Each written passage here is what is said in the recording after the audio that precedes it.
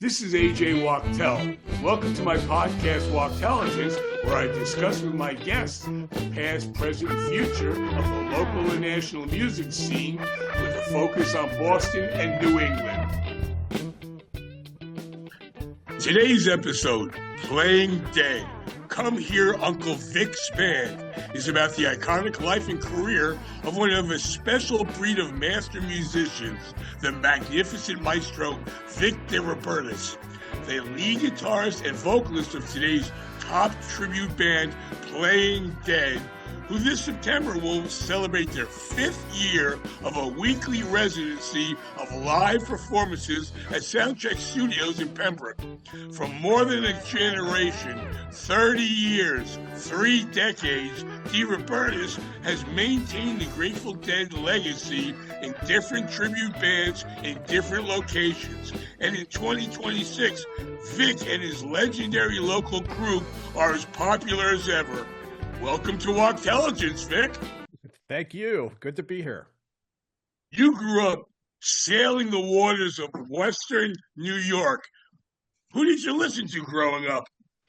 I grew up in Scarsdale, actually, suburb of New York City. And, I listened to probably, in the 70s, all the stuff that kids my age would listen to, Led Zeppelin, Elton John, Bad Company, some of these, Yes, some of those more, sort of harder rock bands, until I discovered the Grateful Dead, at the age of, 12 probably, and kind of focused in on that for a period of time. Well, how'd you discover them?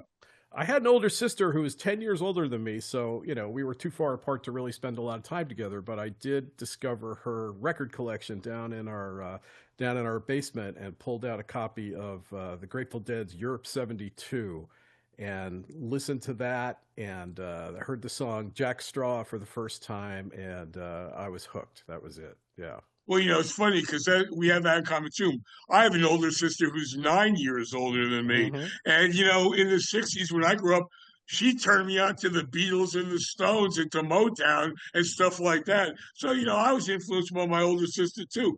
Before coming to Boston in 1995, you were a founding member of Uncle John's band in Tampa, Florida. What other bands have you been in? And tell me about that band. Well, I'll tell you, my high school band was called the Origins, and I was in that band with Steve Leisman, who is, the senior economics reporter for CNBC right now. So we go way back.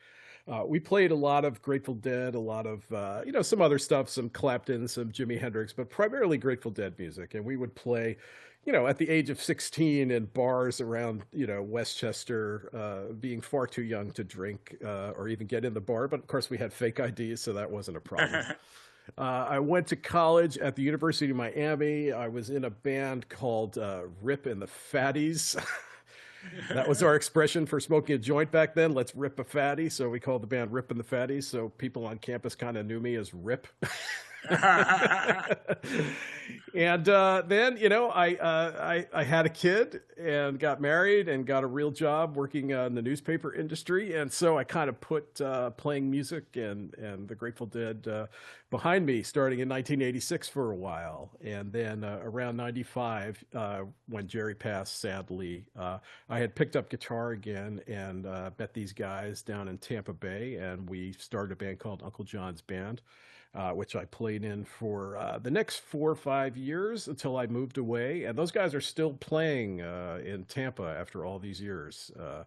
That was a really good time. And I bounced around, my newspaper career a little bit, wound up in Wichita, Kansas, where nobody, I think, had ever heard of the Grateful Dead. That's still, left of Pennsylvania, right? Very left of Pennsylvania, very right of everything, you might say. But I played in a little bluegrass, I don't even think we had a name. We just had a little bluegrass band. I kept introducing, let's try this song. And I would sneak in a Grateful Dead song. They had no idea what it was, but they liked it, so we're doing Midnight Moonlight and, stuff like that. Then I moved to Boston in the end of 2000 to work at the Boston Globe. Where I met some people, played briefly in another band locally called Laughing Water, and then hooked up with the guys who became Playing Dead and have done that ever since. 23 years ago, in 2003, your very appropriately named band, Playing Dead, formed. Today's lineup is Jim Harris on rhythm guitar and vocals, Brian Epstein on drums, Mark Munzer on keyboards and vocals, and Dave Olson on bass and vocals. And you guys came from bands like Electric Hummus, The Kind, Dark Star Orchestra. Mark was in Slipknot. You, Jim, and Brian are the original members, and Mark joined in 2008, and David joined in 2018. And the thing that I find fascinating is that you all have full-time jobs: lawyer, software engineer, scientist, and retail. And Jim's also a children's book author and illustrator. You also have a quote left-handed guitar business, which your logo is the right place for lefties. I love that. What's that about, and what's the web address? Well, it's called Lefty Guitars Only, so it's leftyguitarsonly.com. And as a left-handed guitarist, I found, as many left-handed guitarists do, it's really hard to find nice left-handed electric guitars because nobody stocks them. Which makes sense because only 6% of guitar players or thereabouts are actually left-handed. So, And if you had a left-handed guitar as the only left-handed guitar in the store, that would be the first thing people stole. Exactly. If I saw a good one, I would just buy it. This is before I was in the business because you don't see them, you know. So, it occurred to me to start this business, and I stock high-end instruments by, Paul Reed Smith and Fender Custom Shop, and really nice acoustics from Santa Cruz and Collings, and make them available so people don't have to wait a year and cross their fingers that they'll like. And what kind of response do you get? I mean, is it like 20 people or 2,000 people that you're hearing from? I sell about 150 guitars a year. Wow. And they're upper end guitars because, the less expensive ones you can find, on Amazon, Guitar Center, places like that. But nobody stocks the expensive ones, or not many people do. And so that's sort of my niche, and it's worked out sort of side hustle to begin with. And then it grew. And when I got laid off from being an art director for years and years, it was enough to keep us going. So that worked out well. Let's talk about the band. Yeah. What an appropriate name for a band playing nothing but Grateful Dead songs. Do you ever play any originals? We don't play originals. We try to stick to the Dead because we think that's what people are coming to hear us from. And the origins of Playing Dead were a band called Electric Hummus, which was not a name that immediately lent itself to being the Grateful Dead. And I played keyboards in that band for about a year or so. And then the lead guitar player, who is a very talented guy named Todd Lena, had a health problem and was advised by his physician not to play live music anymore. And we had a gig coming up in 2 weeks. And everybody said, "What are we going to do?" And I said, "Well, I'm going to play lead guitar." And they were like, "What?" And I said, "Yeah, I can do it." And so we got somebody else to play keyboards, a guy named Matt Devaney, who wound up in the band. And we did it, and everybody looked at me like, "Okay, you're the lead guitar player," And that's when I said, "We gotta change the name because Electric Hummus doesn't make sense to anybody." And Scott, the bass player at the time, and I came up with Playing Dead, and it stuck. So.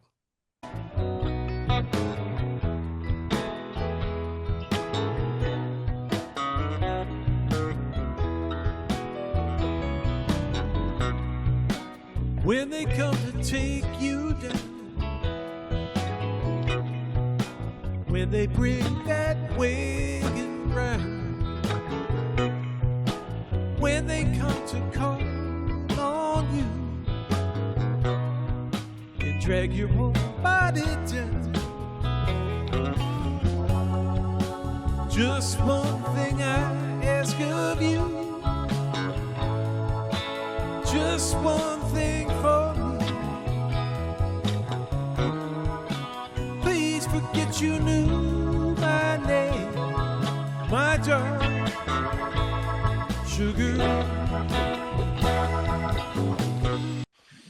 You guys are so supportive of each other on stage.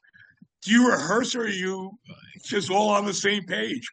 We have not rehearsed in years. Which is crazy And one of the reasons why we probably don't rehearse at all is because we have the Wednesday residency at Soundcheck Studios in Pembroke.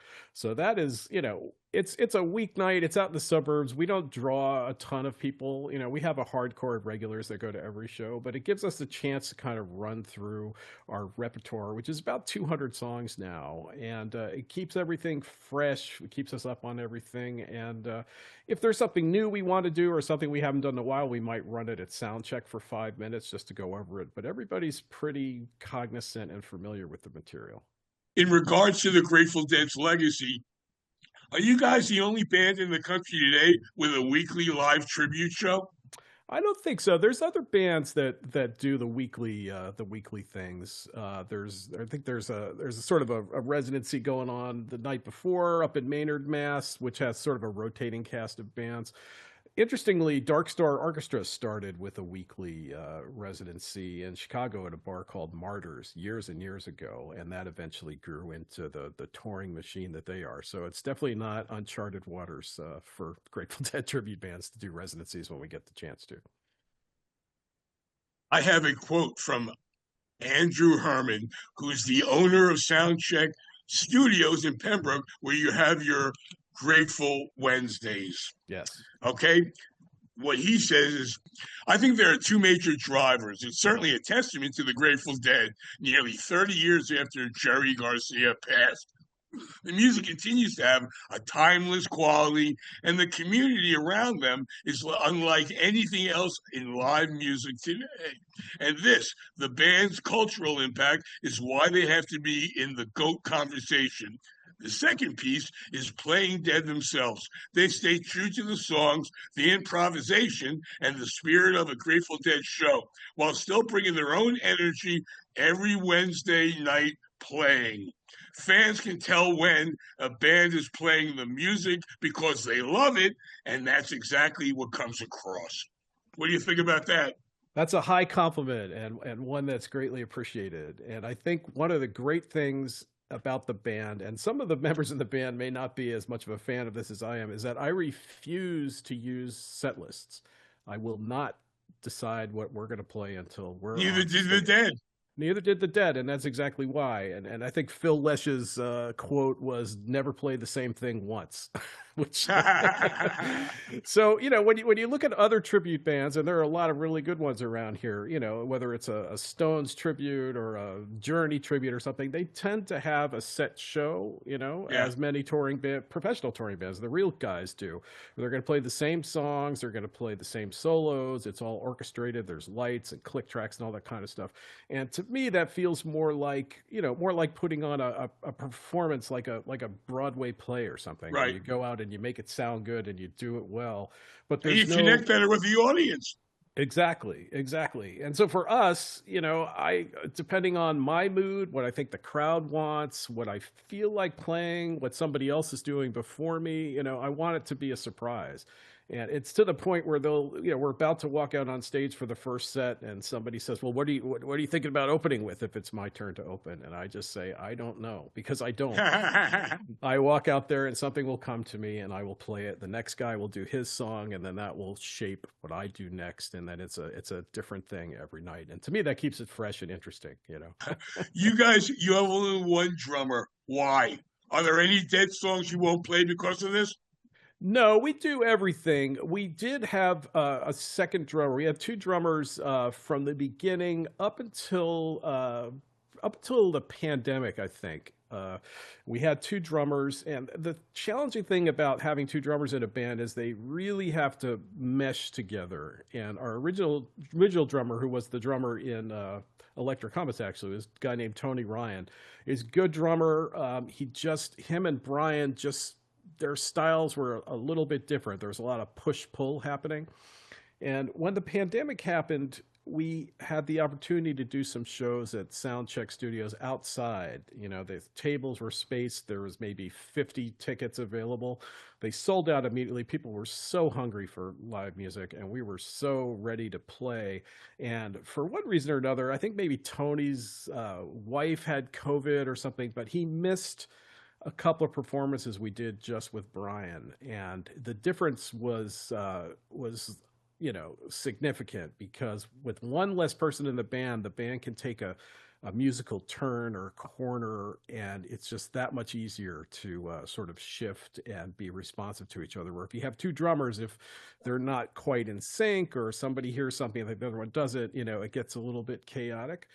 And right around, and more obvious too. And more obvious. And right at the end of the pandemic, when we, we're going to start doing this residency, which, Tony lived way out toward Worcester in Hopedale, Massachusetts. And he worked at Bose. He was not a big fan of the idea of driving.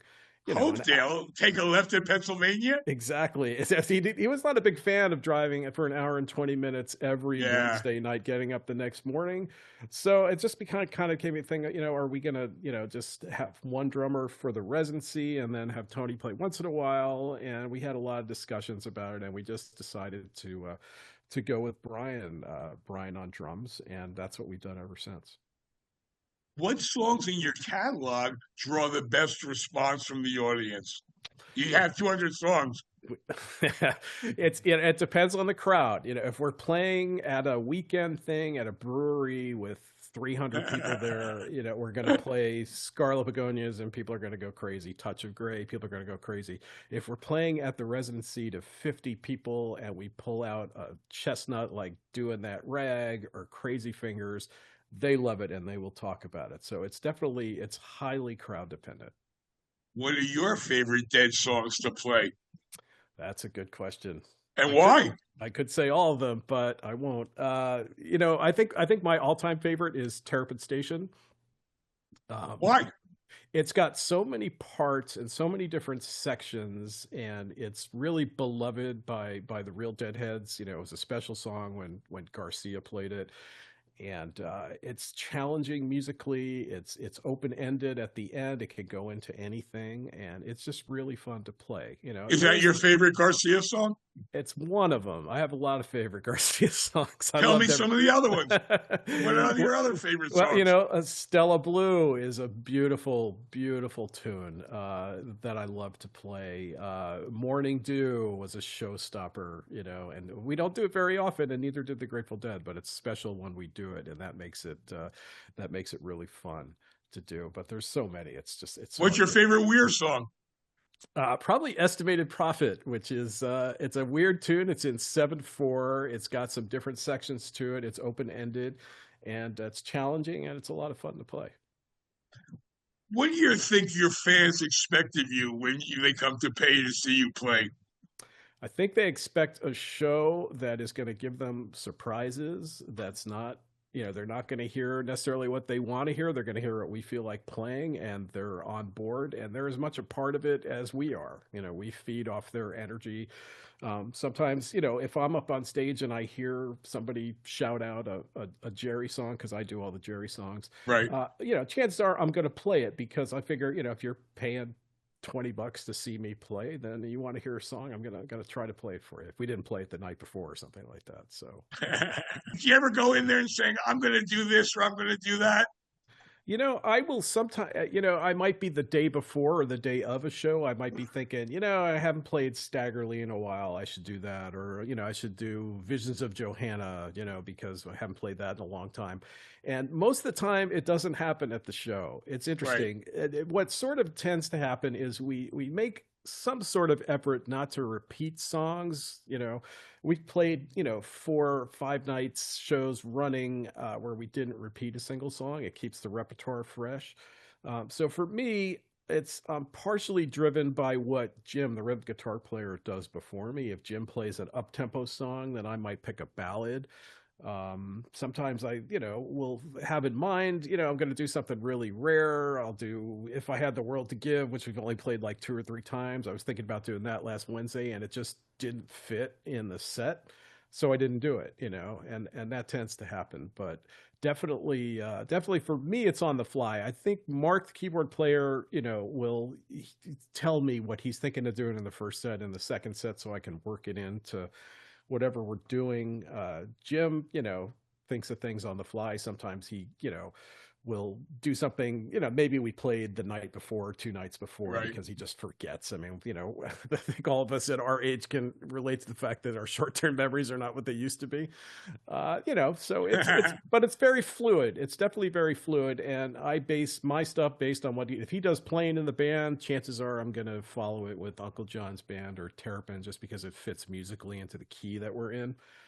So it's kind of like that, but it's always interesting and it's always a surprise, even to me. And I swear they don't believe me, but I really do not have a clue what I'm going to play until we're up on stage. Well, what songs do you play most frequently? They're sort of the opening songs in the first set, the ending songs in the first set, opening songs in the second set are, they tend to be, we're going to do Scarlet Begonias, we're going to do China Cat Sunflower, we're going to do Shakedown Street, kind of the big opening tunes, Music Never Stopped, Deal, things like that. So we tend to play those more often. Here's a quote from an old friend of ours, Chuck Nemitz. Oh yeah. Now, look at it. I tracked Chuck down when I first came up here in the late 70s and 80s. Chuck was playing 7 nights a week all over Alston, Brighton, Cambridge, Boston, in Chuck and Helen. They played acoustic dead. They were just great. And we're still friends. All you people that are Deadheads from Boston remember Chuck and Helen. Chuck tells me, I'm living in Somerset now, still playing with Russ Never Sleeps, a live Neil Young retrospective, along with a few other bands, also still recording and doing live sound and various recording products in my studio, my home studio. Cool that you're having Vic on your show. How's this? Playing Dead nails it, in capital letters and 3 exclamation marks. When listening to Vic's guitar work, I close my eyes sometimes and I swear I was listening to Jerry. Again, a high compliment. I wish I could say that I felt like I was even in the same universe as Garcia was. He was totally unique, but that's highly appreciated. Chuck, Russ Never Sleeps is great. We've done a couple of bills with them. Chuck has done sound for us on occasion, and that's just really great to hear. Vic, what kind of equipment do you play, and how do you get your best version of Jerry Garcia's sound? That's a great question. It's one of the things that I think when people say they close their eyes and that we sound like the Grateful Dead, it's because we do pay a lot of attention to the guitar tones.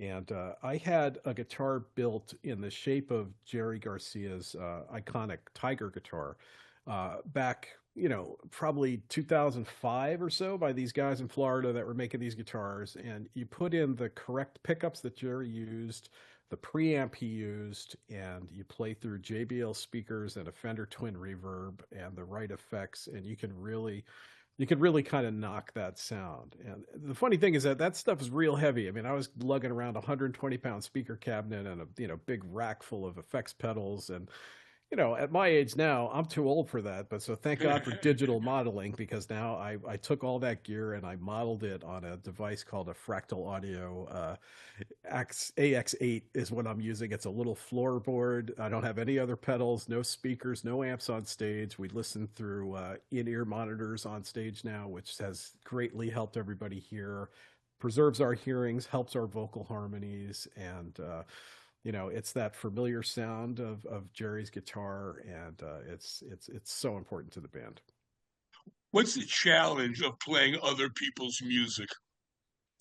I think you have to kind of inhabit the character, not only the character in the lyrics, but you have to sort of inhabit the person who's singing, and so that could be a little challenging. When we're playing the Dead stuff, people want to hear it, I think, the way that they remember it. I do not sit down and practice Jerry Garcia guitar solos. I've never sat down and played a Jerry solo note for note or tried to learn it note for note. I think I picked up a lot just from things that have stuck in my head from listening to the music for so long. What I do tend to do is there were certain songs that Jerry would play, and there were guitar solos that he would play pretty much the same way every single time, and almost invariably they would follow the lyrics, the Right. melody line for the lyrics. So you take the first guitar solo in Terrapin Station, he would play the same way. There's a section of the solo in Bertha that he would play the same way that would echo the melody of the chorus. And I do incorporate those into my playing, and I notice looking out at the crowd that people really respond to that because it's a memory for them that comes to life, and I think it really helps people connect, and it helps me connect too, and I love to do that. There's so Right. many examples. The guitar solo in Loser, he played almost the same every time. Little differences. I do it like that, but I'm gonna just follow that, and boy, people know it. They may not know that they know it, but I can see the reaction that they're remembering. Yeah. How do you attract new fans, or do you just completely rely on word of mouth? We've had people that have been coming to see us since the beginning that come to almost every single show. Probably there's people that have been to more Playing Dead shows than I have because I miss some occasionally, whether it's traveling or, I'm sick or something like that, and somebody else sits in. But there's a hardcore of people, that probably followed the Grateful Dead back in the day. It just becomes a part of your existence, and you want to go and you want to dance and you want to forget and you want to remember. And it's an honor to be able to, sort of fill that niche for people. Does the presence of colleges and universities play a role in where you are so popular? I think it did a little bit more in the earlier days of the band, because the people that were probably attending the colleges still had some, some connection or Well, what cities are you real popular in now? we do really well if we can play in Somerville. There aren't a lot of venues anymore in Greater Boston. We used to play at Harper's Ferry regularly before that became Brighton Music Hall, and they got away from having tribute bands. Johnny D's was a regular stop for us until Johnny D's closed, and it's been challenging. And I think that's the case for a lot of original music too. Is that the sort of smaller venues, maybe 200 to 300 people are shrinking. So either if you can get 2,000 people in a hall, you have a couple of choices to play. We don't quite draw that well. And if we're too big to play, at the Lizard Lounge because it only holds 80 people or whatever it is, and so we don't play those venues. So that's a little bit of a struggle. That's where Soundcheck Studios has been great because it's about 450, I think, capacity. It's out of the way. It's on the South Shore, so we're trying to build up our presence there. I think if we were playing a weekly residency in Boston, we would, have 300 people a night probably, but there isn't really a room to do that in, at this point, at least in Boston, unfortunately. Another place that we play frequently is a place called Sanctuary, which is an old church in Maynard, Massachusetts, that's been converted to a live music performance place by a gentleman named Kevin Baker, who's a big friend of the band, and it's one of our favorite rooms to play. It sounds great in there, and we get to play to our fans who live out in a little bit further west, Metro West area, who don't want to come all the way down to Soundcheck all the time. But so that's a regular stop for us that we really enjoy. We get down to Rhode Island fairly frequently.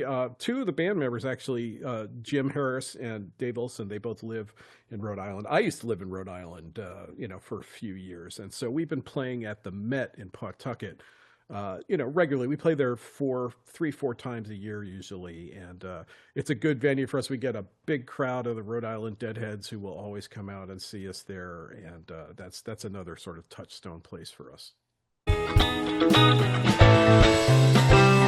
Wake up to find out that you are the eyes of the world.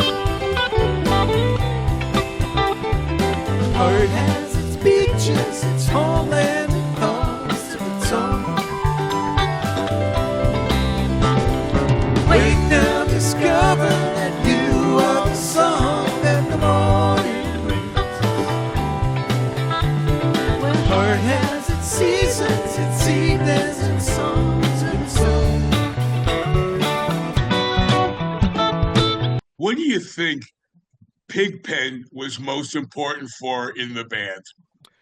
He was famous for his sort of blues performances and for his impromptu raps during songs, where he would sometimes do stuff that was a little bit off color, but it was always different and always entertaining. I mean, he was really the heart of the Grateful Dead until he passed in 1973. He was the front man, as good as Garcia was, and we were singing, but Pigpen was really the soul of the Grateful Dead. And when they lost him, the band took a big change. So it's nice to be able to go back and play some of those Pig songs and we do a few rarities too. We do "I'm a Hog for You, Baby," which the Dead maybe only played, I don't know, a couple times, probably back in 1967 or something like that.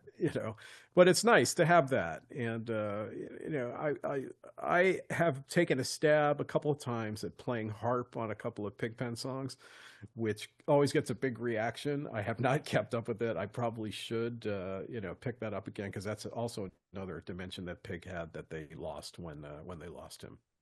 I saw them a few times with Keith and Donna, and I remember I was probably tripping. I saw them at Roosevelt Stadium in Jersey City a bunch of times, and I remember clearly thinking, why is this girl always singing?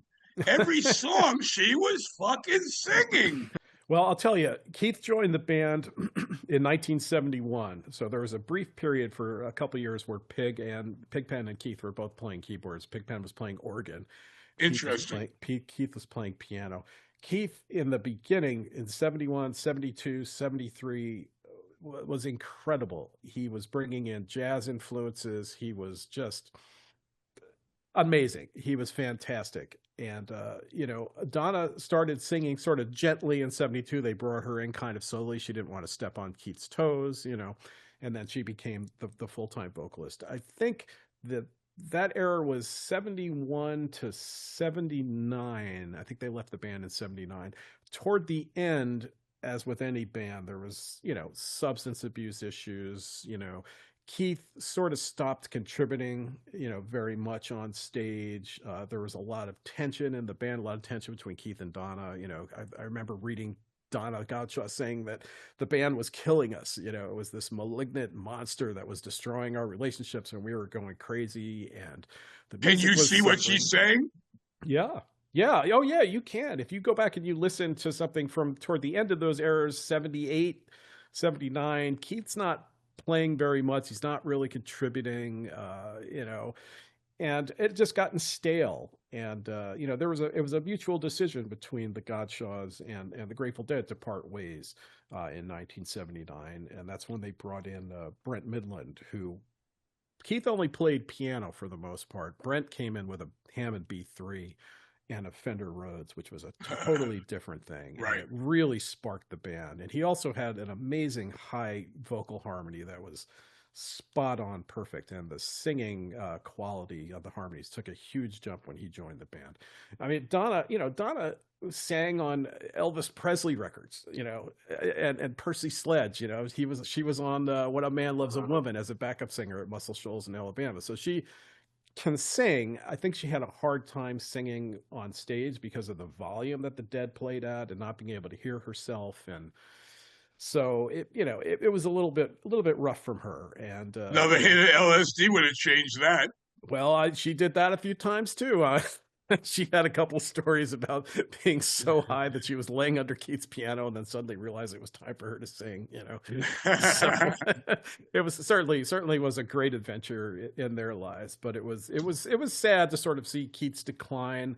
And then a couple years later, he was in a car accident and he passed away in 1980. July of 1980. So that was, it was kind of a tragic story, but that's sort of the story of the Grateful Dead sort of revolves around keyboard players, passing away, unfortunately. So here's a quote from Scott Murawski from Max Creek. I have to be honest with you. I've only seen the band once, and it was a few years ago. I will say I enjoyed Vic's playing and his interpretation of the Grateful Dead songs. And I remember commenting how much I like his playing to the drummer who was subbing for the show. And, Max Creek, when I first came up here, they were the main band, if you like the Dead.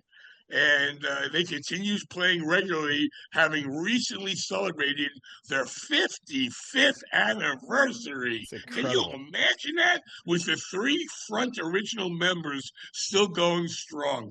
What do you think of Max Creek and Scott, what he said? I am a big fan of Scott's playing. Max Creek is amazing. They have an incredible history. We have played with a former drummers of theirs, Greg DeGuglielmo, who worked with me and Mark in a Jerry Garcia band project that we do occasionally called Playing Jerry. I have nothing but the highest respect for Scott, and again, another high compliment that I can only hope to live up to someday.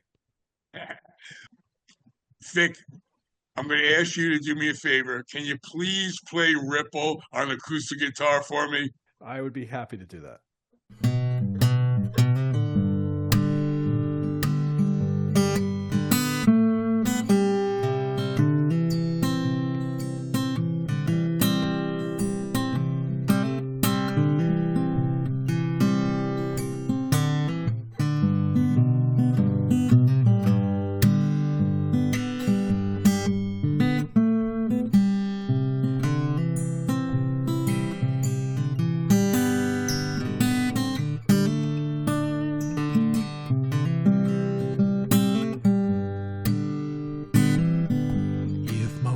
Did glow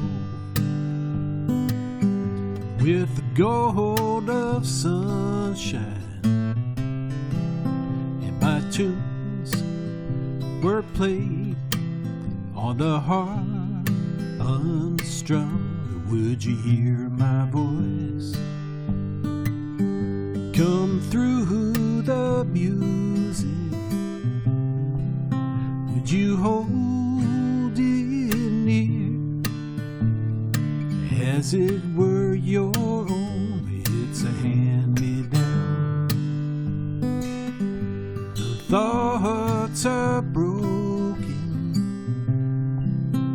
perhaps they're better left unsung. And I don't know, don't really care. Let there be songs to fill the air.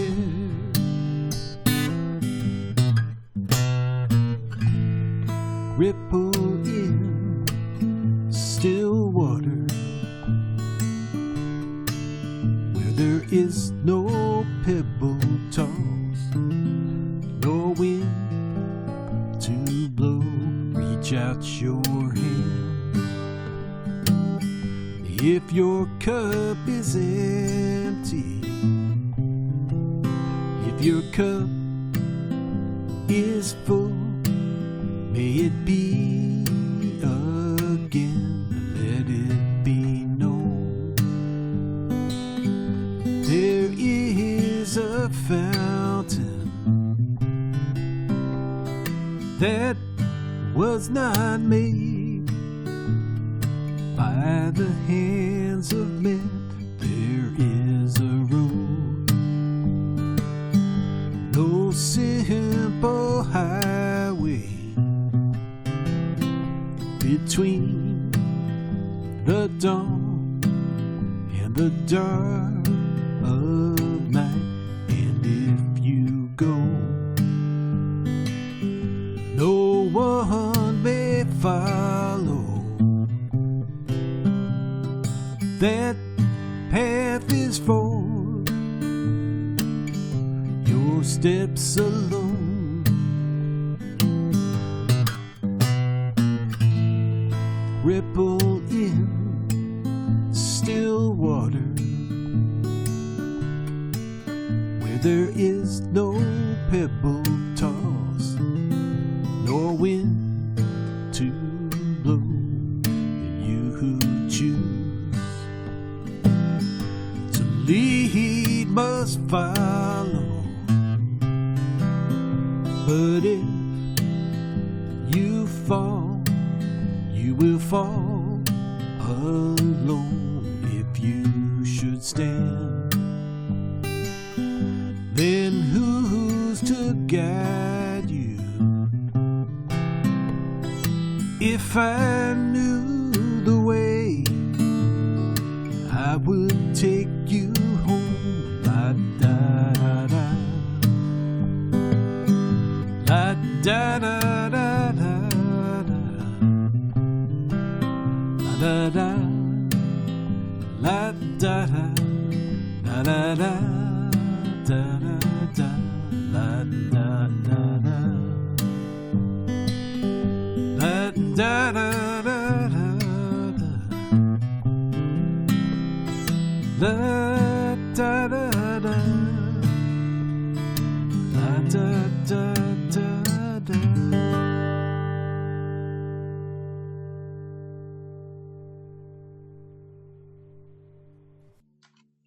Woo! Thank you for the private concert. That was great. What's your website address? And people can keep up to date with what you're up to. We are playingdead.net. Did any of the Dead know about you specifically or your bands? Not that I'm aware of. Not that I'm aware of. Well, two of them are still alive. Two of them are still alive, and I have actually, I interviewed Mickey Hart way back in 1995 when I was working at the St. Pete Times in Florida. So I've had some contact. I've met Bob Weir a couple of times, and I knew Dennis McNally, the publicist for the Dead. Professionally, not on a personal level, but that was all the contact I ever had. We did recently, we were blessed with Rhino Records asking us to perform the second set of a Grateful Dead show from the Boston Music Hall, actually at, the Wang Center, which is what the Boston Music Hall used to be. What, for the 50th anniversary? For the 50th anniversary, yeah. They released that recording. They asked us to play the party in the lobby, so that was a real treat. So that was a nice nod at least from Rhino Records. So we'll take it. Do you do any Older Than the Way songs or Jerry Garcia band songs? We do a fair amount of Jerry Garcia band songs. We don't play them too often. For a while there, we had a separate project called Playing Jerry, which is if our rhythm guitar player could make it, we'll do a whole night of Jerry Garcia band shows. So I tend to lay off them a little bit, in the Playing Dead sets. And of course, the Jerry Garcia band overlapped some of the Grateful Dead material, Sugary, They Love Each Other, Deal, those are all Jerry Garcia band songs that the Grateful Dead. And without Vassar Clements, it's just really hard to do Older Than the Way songs. It's hard. We do Midnight Moonlight. We do that one, but great song. It is a great song. I love that song. That's an occasional encore for us. So, what's the funniest story you have about meeting a fan? It's how I met my wife. Interestingly, Well, tell me that story. Well, she lived in Scituate. I had moved to Scituate in 2018, on the South Shore of Massachusetts, bought a house here, and she moved and bought the house at the foot of my driveway, a couple years later. This is during the pandemic. And we didn't really know each other. We would exchange text messages about things like plowing the driveway, etc.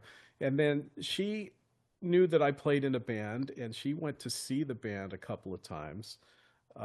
And then she invited me over to play guitar with her brother-in-law, and we hit it off, and we wound up getting married. So I guess that's my best interaction with a fan.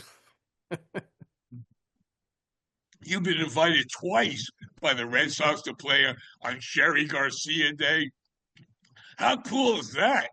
That is a real honor when they ask us to do that. And, one of my great memories from that is the first time we did it, that was when they still had Yawkey Way. And before it was renamed later. But so we were playing right on Yawkey Way, and we were doing the song Shakedown Street. It was a beautiful night, crowded, thousands of people in the concourse listening to us.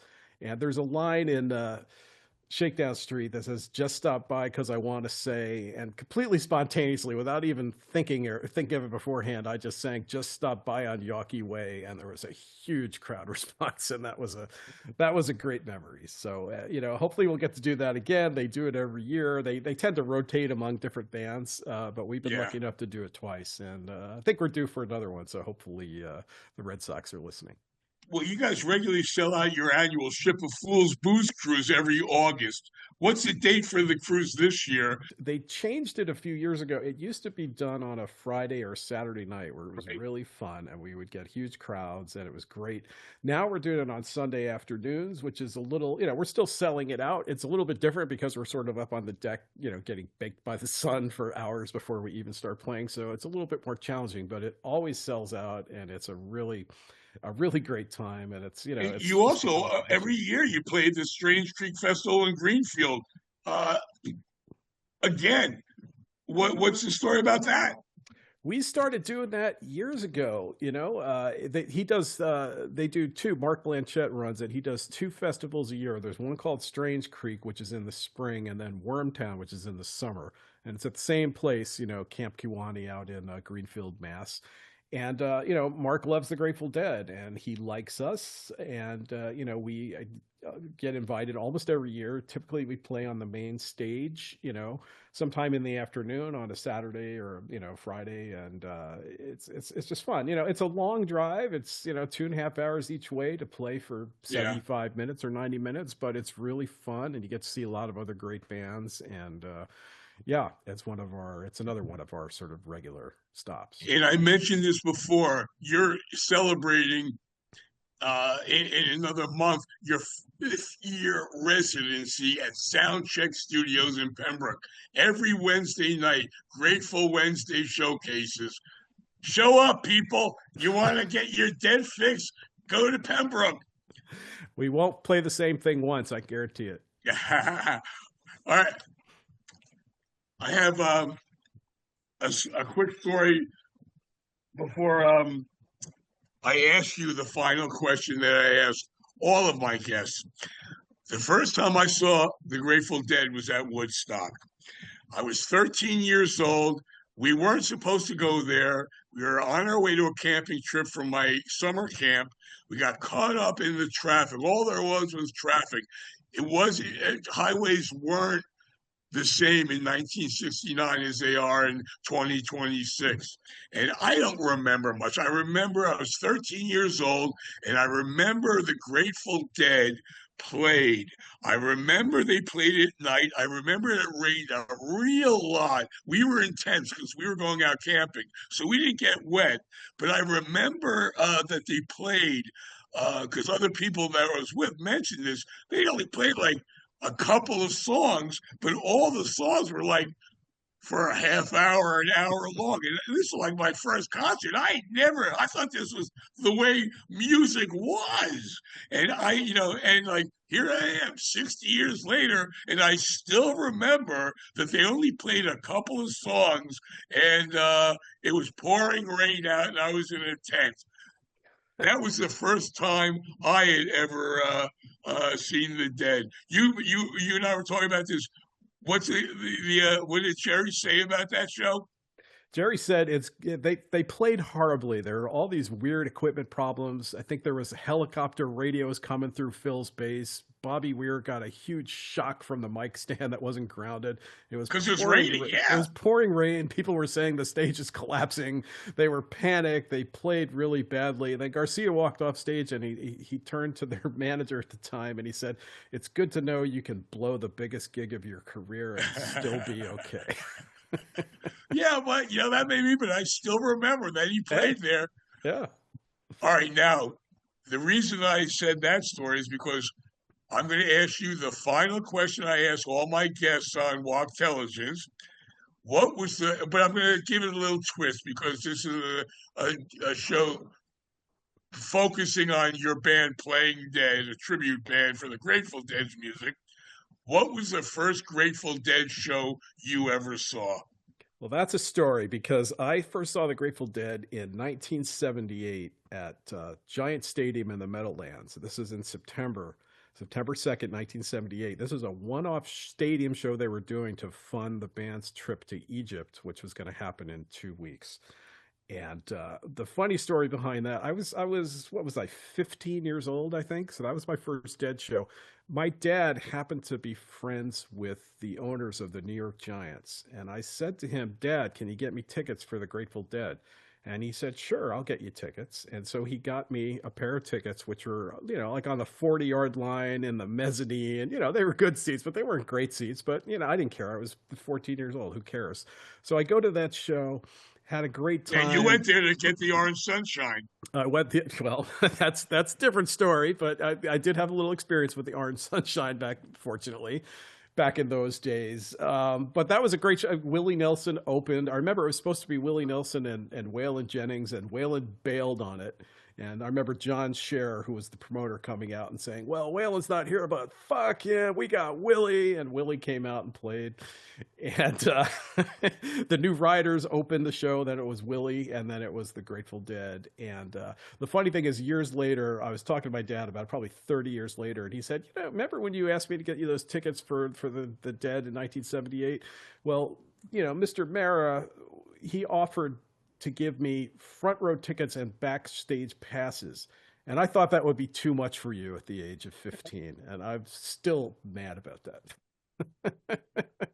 But so that was my first experience with the Grateful Dead, and it changed everything. It was just great. I got to tell you, I was a big Deadhead from high school through college, and then took like 25 years off and didn't really listen to them, but I heard so much at the time, it's all in my head, and I rarely listen to the Grateful Dead today. I don't have to. I can hear it if I want to hear it,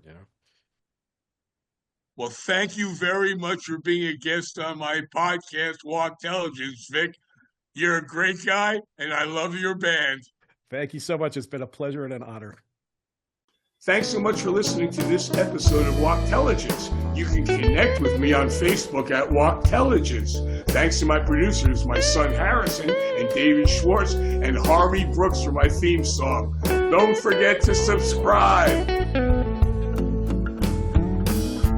I don't care what you think of me. Don't need no jailer to set me free. Don't want strangers filling up my cup. Don't need no advisor to show me down from up.